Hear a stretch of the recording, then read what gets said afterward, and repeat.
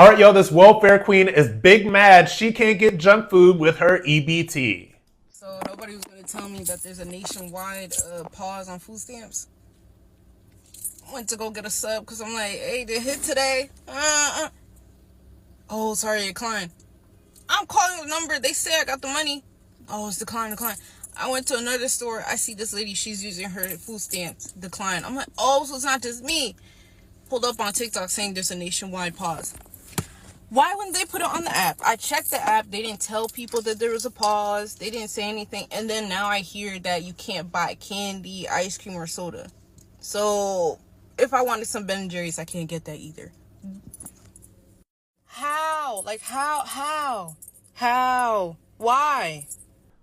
Number one, this person doesn't even look American, all right? So, before I even get into this, like, why do we have first generation, that is very obviously an African immigrant, and why do we have first generation African immigrants that are on food stamps and welfare? Because that person, is not a native born Black American. Like, I'm sorry, she's just not. And also, so number one, why are we having first generation Black immigrants that are getting welfare in this country? Like, that's just weird to me. And second of all, yes, my tax dollars that are going to welfare should not be paying for you to get Ben & Jerry's or chips or candy or soda or all of this other stuff. It's ridiculousness.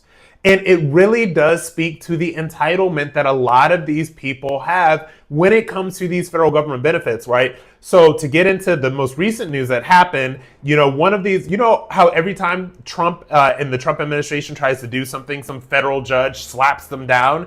And when you look at who the federal judge is, it's always some like weird name that is just yet another immigrant. And I just don't know how there's so many immigrants in this country, both legal and illegal, that are having, positions like that. That's a whole other situation.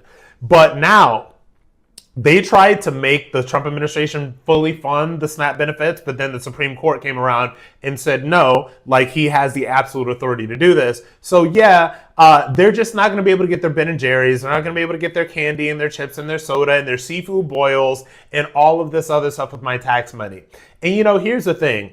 I'm not heartless, all right? The welfare system and then the public safety net, all of that stuff, whatever you want to call it, like it was always intended to be there to give people a leg up, not a handout. It was intended to be there for a certain period of time so that when people were in a period of their life where they were deeply struggling, right? And we've all been through, like maybe not all of us, but I know I've personally been through some struggle moments in my life, never been on EBT, but I've been through some struggle moments.